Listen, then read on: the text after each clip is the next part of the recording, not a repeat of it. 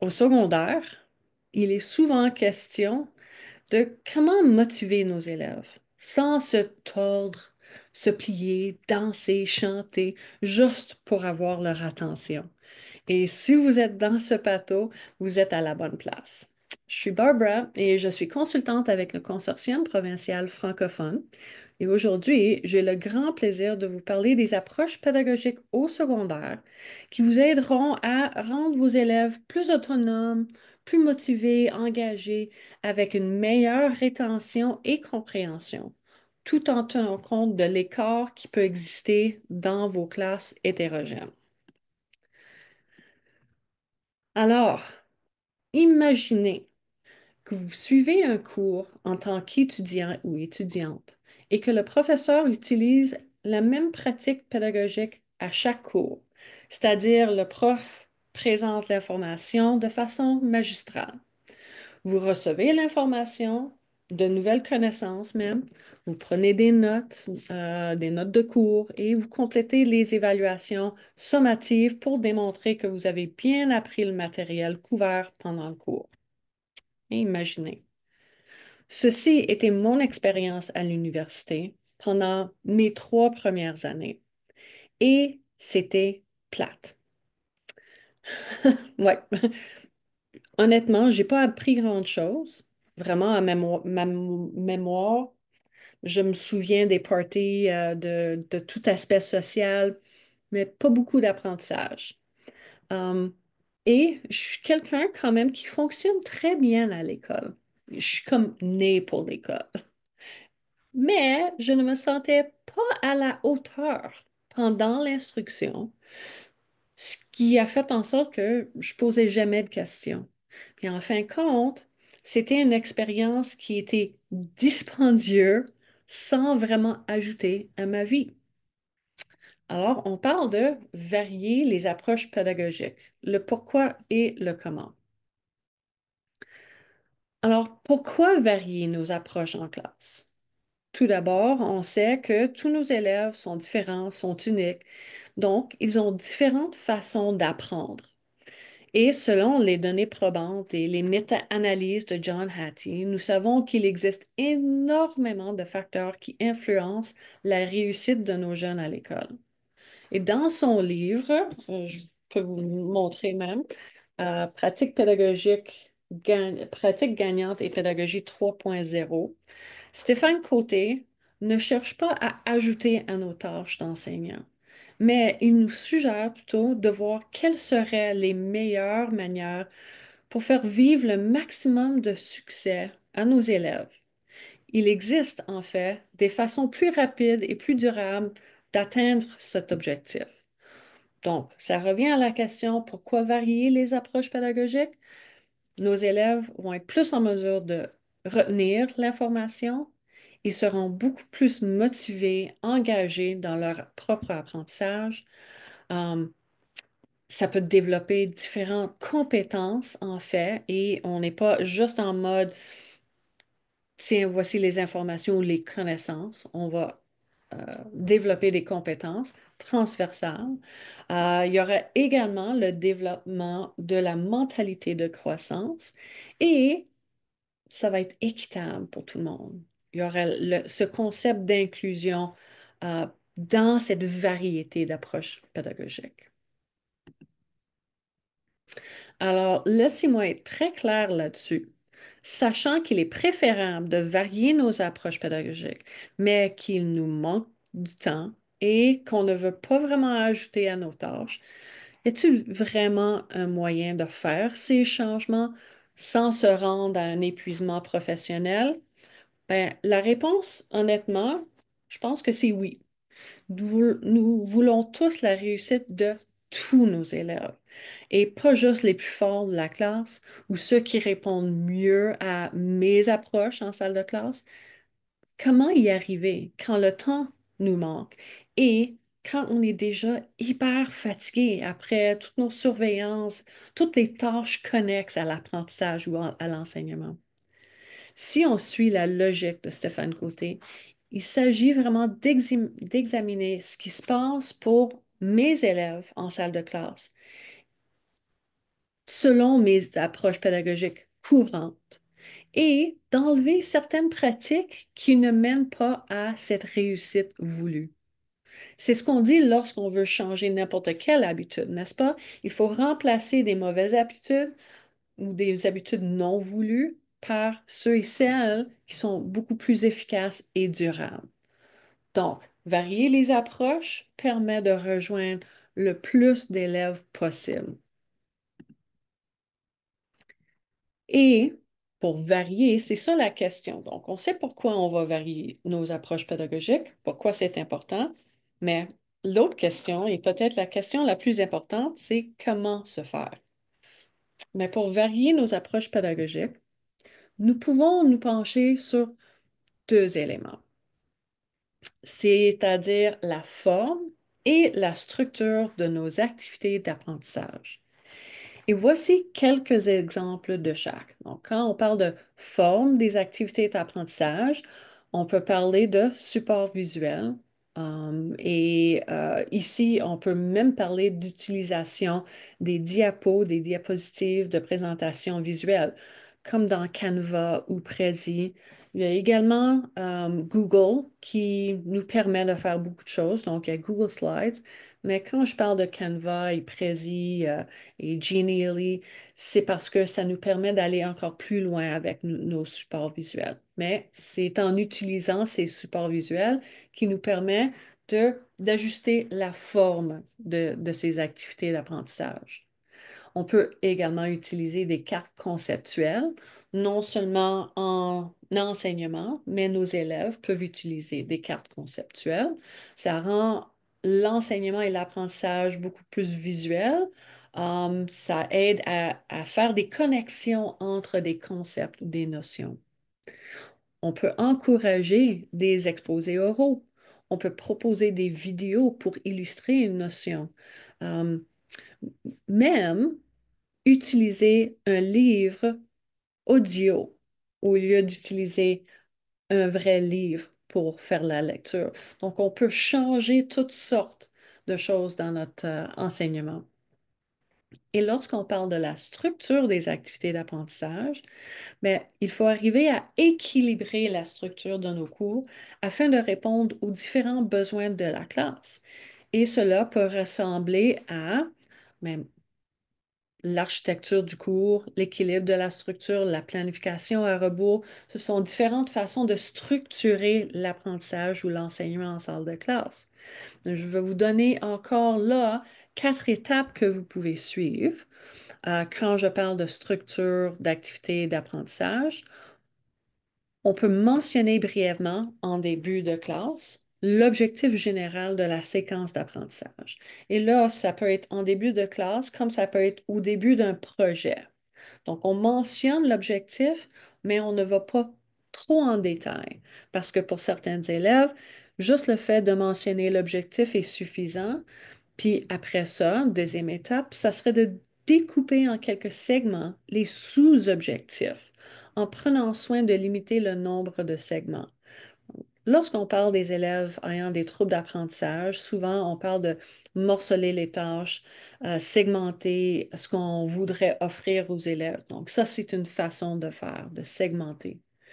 Troisième étape, ça serait de décrire ces sous-objectifs, puis découper les notions par après en quelques petites étapes. Encore là, c'est des mini-étapes. Donc on va du plus large au plus petit. Et finalement, c'est rappeler l'objectif général du début et les sous-objectifs à la fin de la séquence d'enseignement. Donc, comme ça, le grand objectif est toujours respecté, mais avoir des sous-objectifs comme dans n'importe quelle sphère de la vie. Tu sais, si je veux, mettons, perdre 20 livres, hmm, ça c'est mon objectif. Ou ça peut être très difficile juste de penser à perdre 20, 30 livres. C'est beaucoup de travail, c'est beaucoup d'engagement et il faut quand même être motivé tout le long. Donc, ce que je peux faire pour moi-même, c'est de, mettons, me créer, même si c'est mon grand objectif, créer des sous-objectifs. Donc, à chaque semaine, je vais me dire, bon, OK, cette semaine, je vais perdre 2 livres et comment je vais le faire? Donc, ça, je peux découper en segments comment je vais arriver à mon objectif. Juste pour vous donner un exemple qui n'est pas éducatif. Mais là, ça parle de la forme et la structure. On a une variété qui peuvent s'installer ici. Et il faut dire que la pédagogie active contribue au développement de la compétence et permet un plus grand taux de rétention des concepts et des connaissances nécessaires pour appliquer la nouvelle compétence. Ici, un autre exemple qui est plus ou moins dans le monde d'éducation. J'ai pensé à apprendre à faire de la bicyclette. On peut regarder des images, des vidéos, on peut regarder quelqu'un d'autre qui fait de la bicyclette. Mais ce n'est pas suffisant pour bien apprendre à faire la bicyclette, n'est-ce pas? Ce n'est pas simplement apprendre la théorie, mais c'est aussi en appliquant ce qu'on apprend. Donc, c'est ce qu'on appelle la pédagogie active. Et lorsqu'on l'a en arrière-plan, lorsqu'on pense ou on est juste conscient de cette pédagogie active qui permet d'activer des neurones, qui permet de faire des connexions, mais c'est là où on va aller plus loin dans la forme puis la structure de nos activités d'apprentissage.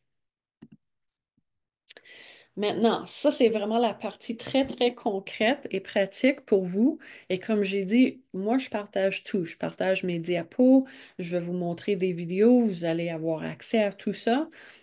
Alors, pour aller plus en détail sur des approches pédagogiques qui sont plutôt universelles, mais qui vont servir à tous nos élèves. Donc, on peut adapter ces approches, mais on va arriver un peu plus tard aux approches qui sont plutôt inclusives. Alors, j'ai nommé plusieurs. La pédagogie inversée, l'apprentissage par problème versus l'apprentissage par projet. Je vais vous nommer les différences entre les deux. Il y a l'apprentissage coopératif. Souvent, on parle de coopération.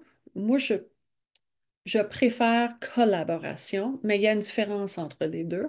Il y a les cercles de lecture, la méthode SVA que je vais vous montrer. Il y a plusieurs différentes, il y a des variétés de méthodes SVA. Il y a l'étude de cas et ça peut être pour les plus grands, 10, 11, 12, mais même pour les plus jeunes, en 7, 8, 9, puis le jeu d'évasion. Oh, j'ai hâte de vous parler de ça. Alors, les approches pédagogiques sont vraiment très nombreuses, comme vous voyez. Je mentionne juste quelques-uns ici. Elle constitue la base de la création d'un cours ou d'une leçon et est au cœur vraiment de l'apprentissage. Il n'y a pas une seule approche qui est la meilleure de toutes les approches. C'est vraiment dans la variété des approches qu'on peut aller chercher les forces de tous nos élèves. Et non seulement les forces de tous nos élèves, mais c'est aussi euh, en termes de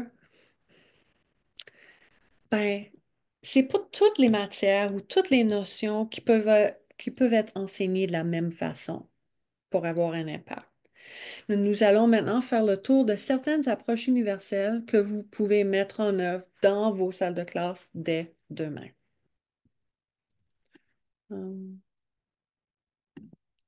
Et voilà. Alors, on va commencer avec la pédagogie inversée. Vous avez certainement entendu parler de cette approche, mais l'approche consiste essentiellement à inverser la tâche traditionnelle ou traditionnellement réalisée en salle de classe avec celle traditionnellement réalisée, mettons, à la maison ou pendant la période flex ou quoi que ce soit. L'enseignant ou l'enseignante demande donc aux élèves de se familiariser avec des contenus avant de se présenter au cours. Et le principal avantage est de libérer du temps en salle de classe pour le consacrer à des activités d'apprentissage participatives et actives. Alors, ça revient au concept de la pédagogie active. On veut activer ces neurones. On veut être présent pour nos élèves lorsqu'ils ont ces questions-là, euh, comparées à leur apprentissage ou l'instruction qui est venue en premier. Donc, voici les trois étapes. L'étape numéro un consiste de l'activation et l'élaboration, c'est-à-dire c'est le moment où on va montrer des vidéos, des balados, on va faire lire un article, on va passer un quiz, un genre de Kahoot peut-être. Et c'est souvent asynchrone. Donc oui, ça peut se faire en salle de classe. Si vous êtes de l'avis où vous n'offrez pas des devoirs à vos élèves. Puis c'est honnêtement là, zéro jugement là. Comme enseignant, rarement je donnais des devoirs à mes élèves. Rarement. J'y crois vraiment pas. Et il faut dire que dans son livre, il parle des devoirs beaucoup. Et c'est très intéressant ce que Stéphane Côté a à dire à ce sujet. Mais pour retourner à la pédagogie inversée, il y a différentes façons de faire. Donc, on parle de façon asynchrone. Donc, les élèves prennent ce que vous donnez en termes de vidéos, balados, etc. Ils vont activer une compréhension d'une notion ou un concept ou plusieurs concepts. Ensuite, l'étape numéro 2 consiste à faire l'organisation et l'application. C'est comme le début de consolider les apprentissages. Donc, c'est là où peut-être que j'ai demandé à mes élèves d'écouter une vidéo. Ensuite, deuxième étape, j'envoie un sondage à tous mes élèves. Un sondage avec plusieurs questions, un questionnaire. Ou bien, on passe à une étude de cas. Puis, lors de cette étude de cas, mes élèves peuvent être seuls ou en groupe. Donc, on peut même, en utilisant une variété d'approches, lors d'une autre approche. Alors, on peut intégrer la collaboration à l'intérieur de cette approche. Ensuite, problème à résoudre, peu importe, et ça, c'est fait de façon synchrone avec une rétroaction. C'est-à-dire, c'est quand même guidé par l'enseignant. Alors, les élèves vont faire le travail qu'ils ont à faire selon ce qu'ils ont vu dans la vidéo, mettons, et ils vont avoir de la rétroaction par leur père ou par l'enseignant ou les deux. Et la troisième étape, c'est encore là d'autres organisations, mais c'est en termes des procédures aussi. Alors, on peut avoir des discussions, ça peut être de la création d'un produit, et encore là d'autres collaborations. Il y a une révision qui se fait ici et une évaluation. Et lorsqu'on parle de révision et évaluation, souvent, ce n'est pas la fin. Souvent, on va donner une autre rétroaction où c'est une évaluation formative, donc on passe à l'évaluation sommative après une deuxième ou troisième révision. Donc, il y a plusieurs éléments qui peuvent changer, mais ce sont les étapes de base pour la pédagogie ou la classe inversée. Ensuite, ici, je mets les deux ensemble, l'apprentissage par projet et l'apprentissage par problème. L'apprentissage par projet et l'apprentissage par problème, APP, comme on aime dire, est une approche pédagogique visant à faire participer les élèves à des tâches authentiques du monde réel. Et ça, là, c'est hyper motivant pour nos élèves. Ça, c'est dans le but d'améliorer l'apprentissage en général. Pardon. Les élèves se voient confier des projets ou des problèmes ouverts comportant plusieurs approches ou réponses et même plusieurs étapes destinées à simuler des situations professionnelles. Alors, l'apprentissage par projet est surtout une méthode d'enseignement qui permet aux élèves d'acquérir des connaissances et des compétences, les deux, en s'investissant pendant une longue période, puis longue période, ça peut être une semaine, 2 semaines, 3 mois, dans l'étude et dans la résolution d'une question, d'un problème ou d'un défi authentique. C'est super intéressant et ça peut être très complexe.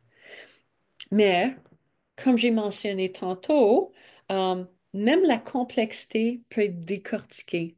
Donc, on peut enlever une certaine complexité pour nos jeunes. Mais les élèves sont mis au défi de collaborer, de communiquer et d'exercer leur pensée critique. L'apprentissage par projet est souvent interdisciplinaire, mais pas tout le temps. Donc, tu sais, je comprends très bien au secondaire, on travaille souvent en silo et c'est pas évident de créer des projets interdisciplinaires si on n'a pas un bon contact avec nos collègues. Mais je vous encourage fortement d'aller chercher cette collaboration avec vos collègues, de créer des projets interdisciplinaires. C'est beaucoup plus authentique pour nos jeunes, et c'est très motivant. Alors, ça, c'est l'apprentissage par projet.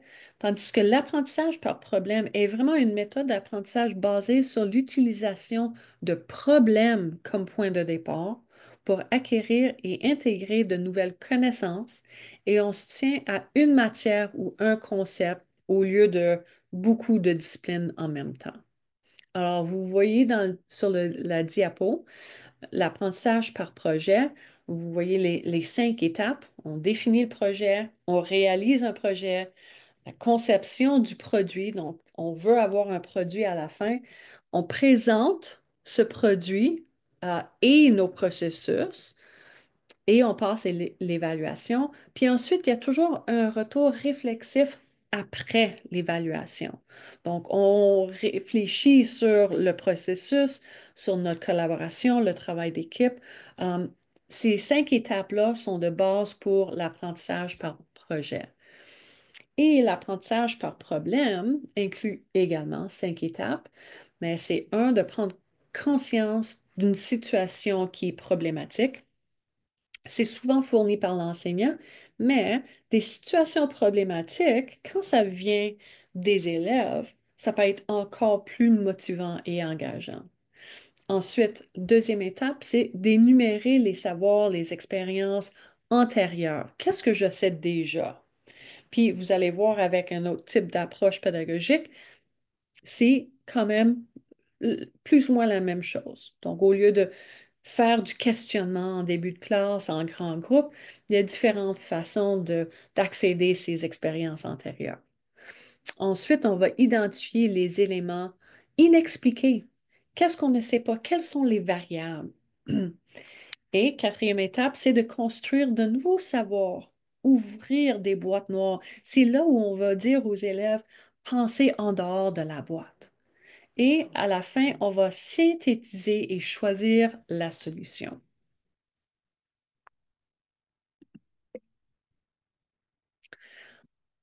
Là, on va parler d'apprentissage coopératif.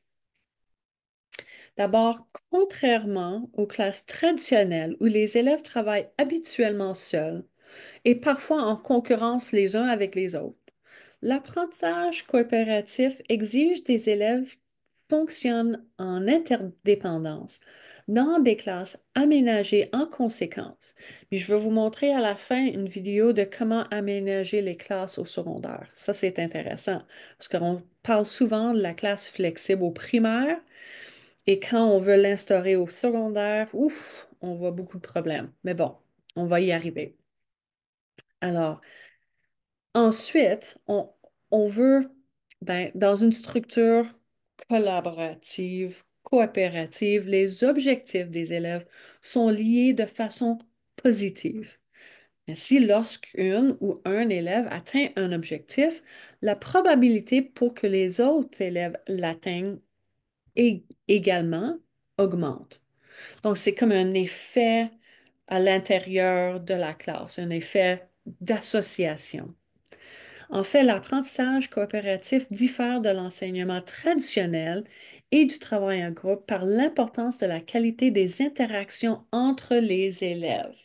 L'apprentissage coopératif fait participer tous les élèves qui partagent un même but ou objectif. Et comment est-ce qu'on peut s'en servir? Avant d'utiliser la stratégie, il faut présenter son objectif aux élèves et offrir un exemple concret de son fonctionnement. Je vous ai mis sur la diapo juste une visuel qui est simple. Donc, on va passer à ça dans quelques secondes. Énoncer une question, donc on met la question vraiment ici en haut. Énoncer une question ou même un problème. Et il faut demander aux élèves de réfléchir tranquillement eux-mêmes à leur propre réponse sans la dévoiler aux autres. Ça devrait prendre 1 minute ou deux. Après avoir laissé aux élèves un moment pour cette réflexion seule et en silence, on va demander de former une équipe en diade et on s'assoit ensemble. Ensuite, on va demander aux élèves de partager leurs idées avec leurs partenaires, chacun à son tour, et de s'écouter attentivement.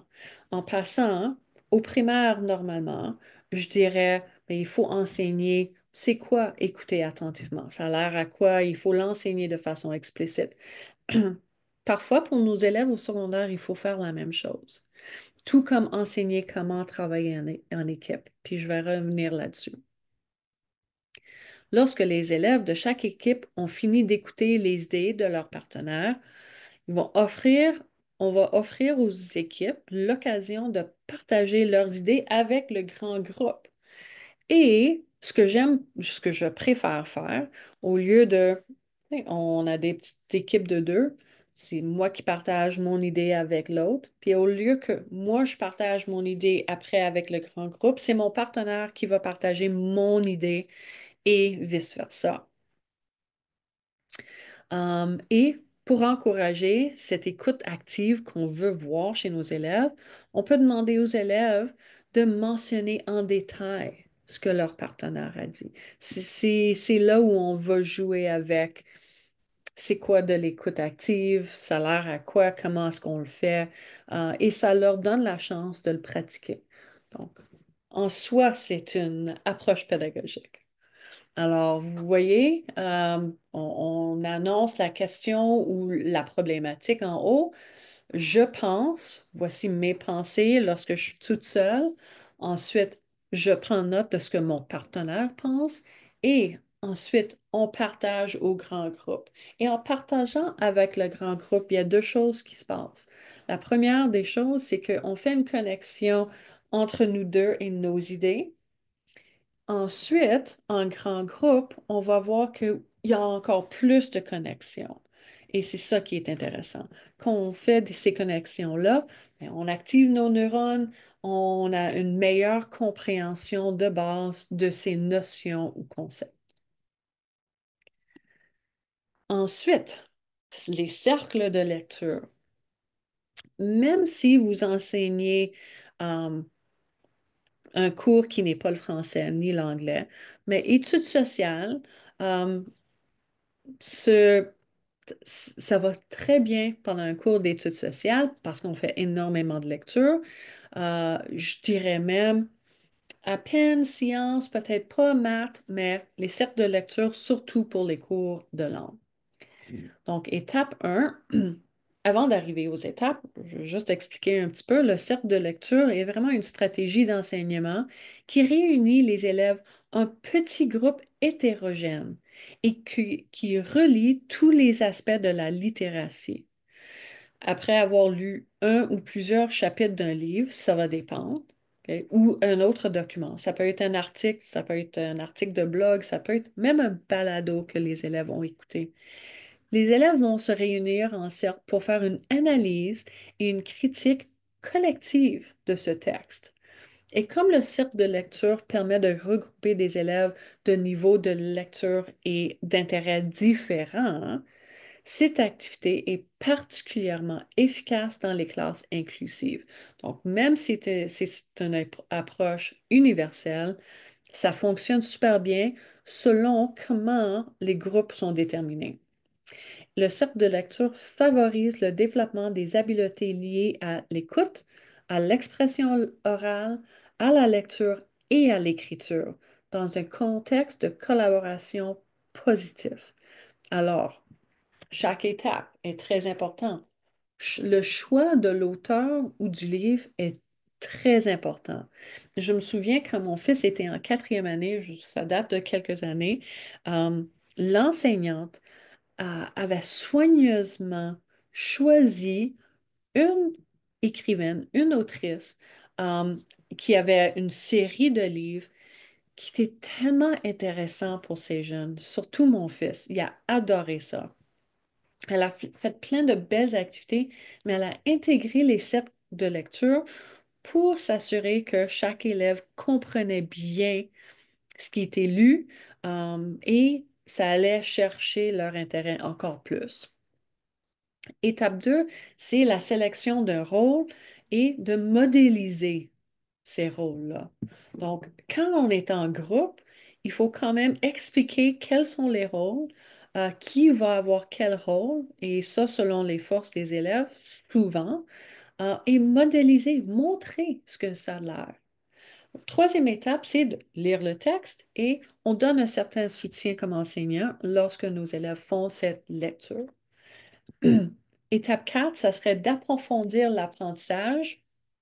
Ça peut prendre plusieurs formes. Ça peut prendre la forme d'assigner des petites activités, des petites situations d'écriture. Ça peut être en discussion, par thème ou par concept dans le livre ou le chapitre. C'est comme vous voyez bien. Et on passe à l'évaluation en dernier.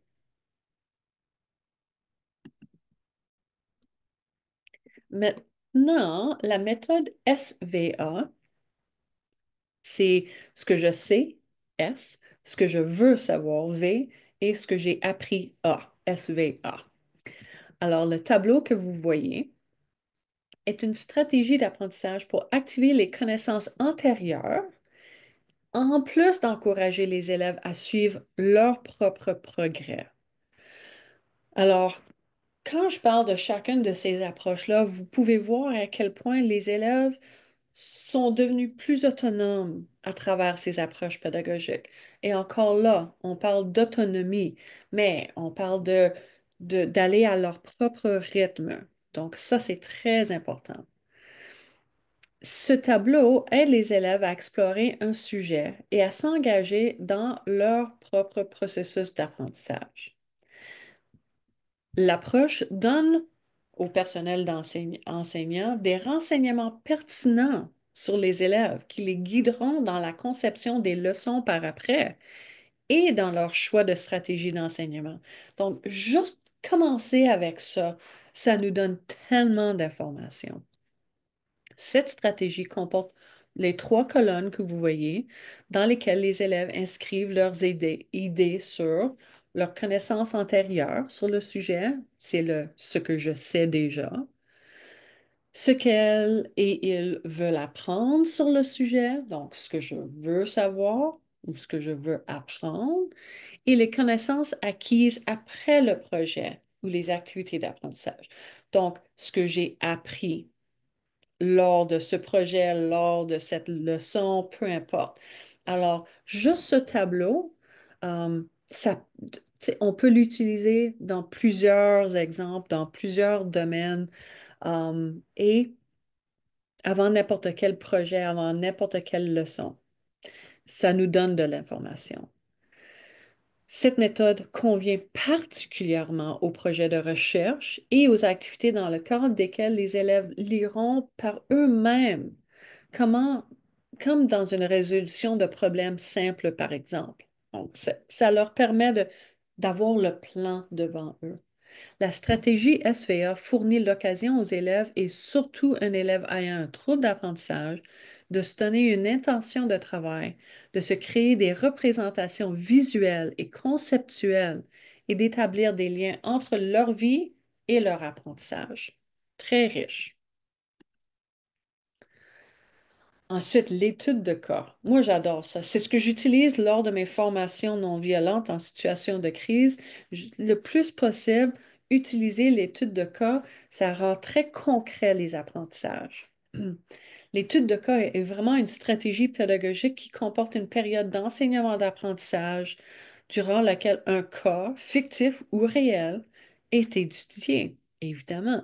Cette période peut être de durée et de fréquence variable. Les habiletés visées par cette approche peuvent être établir un diagnostic, proposer une solution ou prendre une décision. Ça permet de travailler en équipe, de résoudre des problèmes. Ça permet vraiment de travailler la compétence de communication. Donc, argumenter, c'est voulu, mais on doit leur montrer comment argumenter. Hmm? Les cas étudiés doivent avoir certaines caractéristiques, telles que l'authenticité. Donc, la situation concrète devrait être tirée de la vie professionnelle ou la vie réelle. Il doit avoir une certaine urgence aussi. La situation ou le problème doit faire appel à un diagnostic, une décision. Donc, il y a une certaine urgence derrière. Et disciplinarité, c'est l'appartenance à une discipline précise. Est-ce qu'on parle de maths? Est-ce qu'on parle d'études sociales, géographie? Ça dépend. Et une finitude, c'est-à-dire que la présentation de toutes données nécessaires à l'étude. On doit offrir toutes les informations nécessaires pour pouvoir régler le problème ou bien l'étudier. L'enseignant ou l'enseignante joue un rôle de guide à travers ce processus et peut enseigner comment aborder un problème et peut même encourager la participation active lors du travail d'équipe. Un cas peut être présenté de différentes façons en plus. Ça peut être des textes écrits, des dossiers presse, présentation orale, une simulation, un enregistrement audio, vidéo, euh, par courriel, une présentation PowerPoint. Ça peut être des jeux de rôle. Et ça aussi, c'est comme une étude de cas où ça peut faire partie de l'étude de cas, mais on peut aussi faire des jeux de rôle. Les apprenants sont alors amenés à se mettre dans la peau des acteurs impliqués. Donc, ça touche, ça a un plus grand impact. Et ça peut être même un témoignage par une personne qui a vécu la situation nommée. Donc, si, mettons, lors de la journée pour la vérité et de la réconciliation, le 30 septembre, comme à chaque année, si vous faites visionner le témoignage d'une personne, une aînée qui a vécu un pensionnat dans leur vie, vous pouvez créer l'étude de cas selon ce témoignage. Donc, vous avez devant vous la méthode de l'étude de cas qui demande aux apprenants de prendre un rôle actif. Et pour l'enseignant ou l'enseignante, on joue le rôle d'animer ou de guider. Tu sais, voici, on présente la situation. Et vous voyez qu'il y a certains rôles de l'enseignant et certains rôles de l'élève. Ensuite, le jeu d'évasion. Oh, que j'adore ça. Si vous avez déjà fait un escape room, ouf, vous comprenez. Si vous aimez des puzzles, des casse-têtes, ça c'est pour vous. Si vos élèves aiment ça, wow, ils vont adorer. Donc, les 5 avantages pédagogiques d'un escape room, un jeu d'évasion, c'est l'autonomie, c'est la motivation et persévérance. Oh my God, persévérance. Je me souviens une fois, là, on n'avait pas le code du tout, là. On n'a pas réussi jusqu'à la vraie fin, mais on était persévérants. Puis, dans cette persévérance, on a appris beaucoup sur nous-mêmes et nos collègues. Et évidemment, c'est la collaboration. On ne peut pas survivre un jeu d'évasion sans collaborer. Ça va aller chercher l'attention de chaque élève. Les élèves vont retenir beaucoup d'informations. C'est très ludique, on s'entend. Et euh, ce qu'on voit souvent, c'est non seulement une concentration, une meilleure concentration, mais parfois une hyper concentration, ce qu'on voit chez certains élèves. C'est comme des jeux vidéo. C'est un jeu. Et voici quelques intentions pédagogiques. Ben, on apprend une notion qui est plutôt abstraite à travers ce jeu-là. On peut pratiquer une ou même plusieurs compétences. On va même appliquer les notions ou les concepts qu'on apprend. On va vraiment aller très loin dans l'analyse d'une situation et c'est la résolution de problèmes. On peut juste gagner. Maintenant, comment se faire? C'est ça la question. C'est pas évident de créer un jeu d'évasion. Alors, si vous cherchez des jeux d'évasion virtuels, je vous conseille fortement d'aller voir ce que Matt Miller a créé sur son site Ditch That Textbook. Le lien se trouve à la fin de la présentation.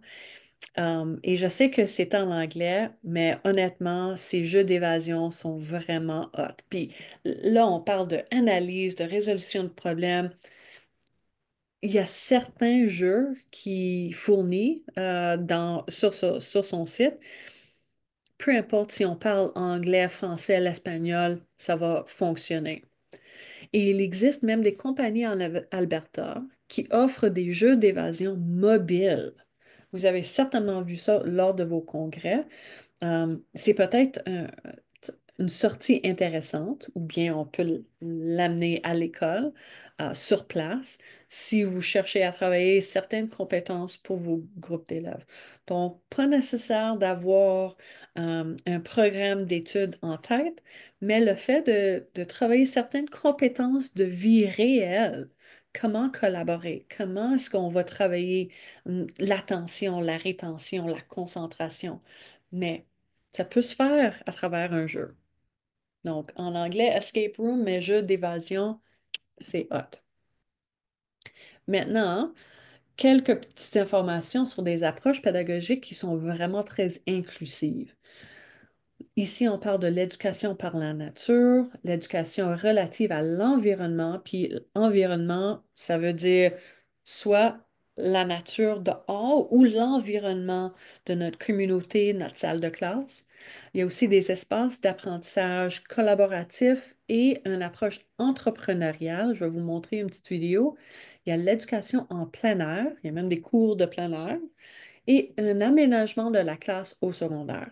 Donc, les approches pédagogiques que nous venons d'étudier sont très compatibles dans des classes hétérogènes où il existe beaucoup de complexité. Ce sont des approches universelles, mais ça s'applique à tout. Par contre, ces pratiques-là sont très inclusives et permettent d'intégrer encore plus tous les élèves de la classe. De plus, les pratiques mentionnées ici souvent évoquent l'apprentissage expérientiel, ce qui est favorisé par les peuples autochtones de notre province. Et c'est une vraiment belle opportunité d'intégrer des savoirs et perspectives autochtones dans vos salles de classe. Alors, ce n'est pas simplement enseigner les savoirs et perspectives autochtones, mais utiliser une pédagogie qui est plutôt autochtone. Donc, je vais vous montrer tout de suite en espérant que le son fonctionne. Je vais cliquer sur mon lien et on va prendre... Regardons ensemble une vidéo. Est-ce que c'est ici? Oui, c'est espace d'apprentissage collaboratif et approche entrepreneuriale. Bienvenue à Éducarré. Éducarré, c'est une école dans le Myland, Est-ce que on entend? Excellent. une école à taille humaine qui a été conçue et imaginée pour l'innovation en éducation. Donc, c'est une école qui a été fondée par des pédagogues et l'intention de base, c'était de créer une école pour mettre en place les pratiques pédagogiques actuelles et les pratiques pédagogiques les plus innovantes.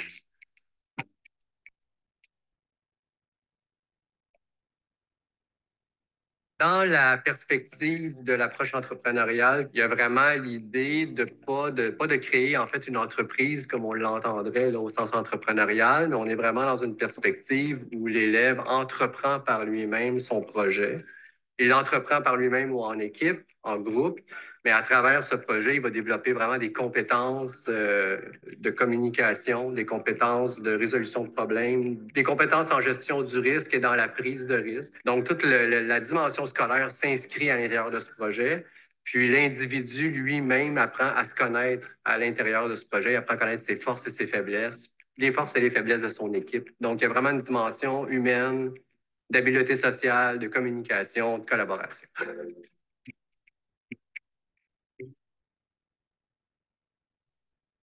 Une école qui mise sur l'approche entrepreneuriale pour permettre et pour apprendre les élèves à faire des choix. C'est clé pour une école aujourd'hui de permettre aux élèves d'apprendre à faire des choix, de prendre des bonnes décisions éclairées. Pour moi, je suis un élève qui a vraiment besoin de sens dans mes apprentissages.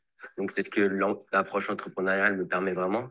Donc, ici, j'ai eu l'opportunité de monter mes propres projets. J'ai créé un comité vert de l'école et on a contacté des organismes du quartier comme la 22 pour vraiment nous accompagner dans une démarche écologique. Et hier encore, j'étais avec la conseillère d'arrondissement du Plateau Mont-Royal pour discuter d'une rénovation du terrain vague d'en face. Donc, c'est à travers toutes ces actions et ces projets que moi, je vis vraiment mon apprentissage et donc vraiment tout ce qui est académique, je le vis vraiment à travers mes projets. Donc, l'ensemble de l'école a été réfléchi en fonction de cette approche entrepreneuriale. Les espaces sont flexibles. Il n'y a aucun espace qui a une vocation fixe. Donc, dans tous les cas, les élèves, quand ils arrivent le matin ou quand ils se placent dans une session de travail de leur journée, ils ont un choix à faire et ils vont choisir l'espace optimal en fonction de la tâche qu'ils ont à accomplir. Et ça nous permet aussi de ne pas être clôturé par niveau. Ici, on est dans une école qui est multi-âge, multidiscipline, donc mais multi-personnalité. Donc vraiment, tu côtoies vraiment tout le monde, peu importe leur âge, leur personnalité et tout ce qui peut les définir. Donc ça vraiment, ça te construit vraiment aussi ta personnalité et tes apprentissages. Alors, moi, je trouve ça hyper intéressant. Je peux l'écouter la journée longue. À chaque fois que j'entends parler d'écoles qui se construisent autrement, c'est-à-dire qui a une structure qui est différente que la structure normale, ça m'intéresse, ça m'intrigue. Puis je vois à quel point les élèves apprécient beaucoup ces différences-là. Donc, ce n'est peut-être pas euh, possible dans toutes les écoles, mais c'est quand même un concept qui est super intéressant. Puis l'aménagement de la classe, je vais vous montrer tout de suite après cette prochaine vidéo. Euh, et voilà. 5 essentiels pour aménager sa classe au secondaire. Je vais vous montrer ça tout de suite. Euh, voilà, on a le visuel qui va avec, mais il faut se poser plein de questions. Il faut, comme enseignant, être très confortable avec l'idée d'aménager la classe autrement. Donc, si on n'est pas en enseignement magistral, euh, chose qu'on peut faire de temps en temps. Il n'y a rien contre ça. C'est une approche comme toute autre approche. Puis l'enseignement explicite, d'ailleurs, je vais le mentionner dans quelques minutes, est une autre approche. Donc, il faut être en mesure de aménager la classe pour cette variété d'approches. Donc, il y a quand même cet article qui est super intéressant. Je vous conseille d'aller voir. Mais pour retourner, oups, non, ici, pas le labo école, ça c'est super intéressant, mais je cherche la vidéo sur l'environnement. Ah, voilà, relative à l'environnement. L'éducation relative à l'environnement s'intéresse à tous les aspects de notre rapport à l'environnement. On peut l'intégrer à toutes les disciplines et pour développer de nombreuses compétences chez les élèves. Elle contextualise les apprentissages et engage les élèves en ouvrant les murs de l'école sur les réalités environnementales.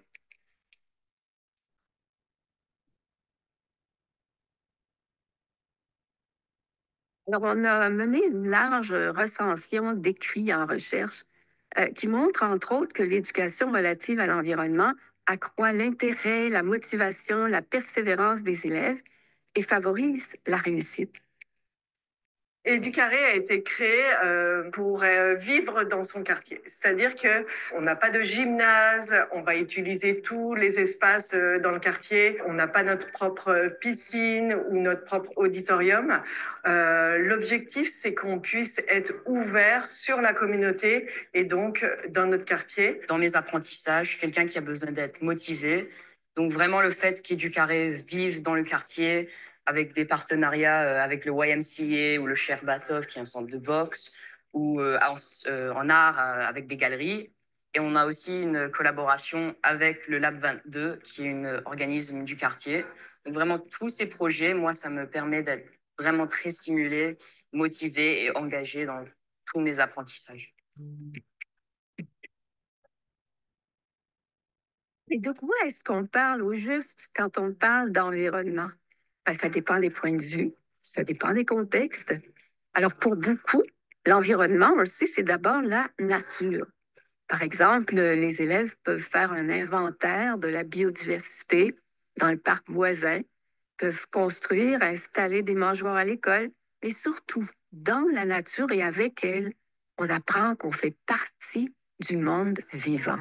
On est tous reliés. Alors, mais dans d'autres... Alors, comme j'ai mentionné, lorsque on peut aller plus loin que la salle de classe, ça peut tellement aider avec un sens d'appartenance à la communauté. Et éventuellement, nos élèves vont terminer le secondaire. Ils vont arrêter après la 12e année avec un diplôme en main. Ils vont être dans la vie, la vraie société. Pourtant, ils sont dans la société présentement, mais arriver là comme citoyens, comme adultes, qu'est-ce que eux ils peuvent offrir? Qu'est-ce qu'ils ont déjà appris? Comment est-ce qu'ils vont s'intégrer à cette société? Donc, je trouve que c'est très inclusif ou inclusif comme approche et ça peut toucher à tout élève, c'est-à-dire peu importe le niveau de compétence, peu importe les troubles d'apprentissage, les domaines d'intérêt, c'est quand même une approche qui est très fonctionnelle. Alors, ça, c'est l'Institut Théa. Si c'est la première fois que vous visionnez des vidéos de l'Institut Théa, je vous encourage fortement d'aller voir ce qu'ils ont à l'offre. Primaire, secondaire, tout est là. Il y a un espace parent, une zone d'apprentissage, un espace professeur. Donc, à vous d'aller explorer. Vous allez avoir accès au site à la fin avec la présentation. Mais on est quasiment à la fin de ma présentation. Alors, voici une petite réflexion que vous pouvez faire après cette présentation ou en équipe école ou à n'importe quel moment. Donc, la réflexion, c'est la réponse à cette question. Ma classe répond-elle aux besoins de mes élèves?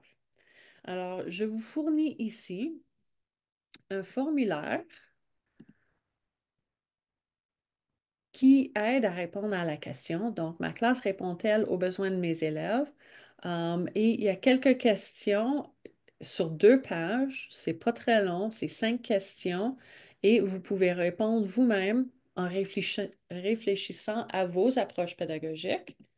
Ensuite, il y a une guide pratique, se lancer dans l'éducation au plein air avec ses élèves. Donc, si ça vous intéresse, si c'est quelque chose, et quand on parle de l'éducation au plein air, on peut intégrer plein de matières dans cette approche. Donc, qu'est-ce que ça veut dire? Comment le faire? L'apprentissage coopératif par expérience, par problème. Encore là, on va revoir les mêmes approches et encore plus. Alors, pour moi, j'arrive à la fin. Alors, j'ouvre la salle à vos questions, vos commentaires. Et juste pour vous dire que voici ma page de liens. Tout ça, ce sont des liens. Alors, vous allez avoir accès à tous ces liens-là. Si vous n'avez pas d'autres questions, j'apprécie énormément votre participation aujourd'hui, vos questions, super bonnes questions. Et n'hésitez pas de me rejoindre à n'importe quel moment.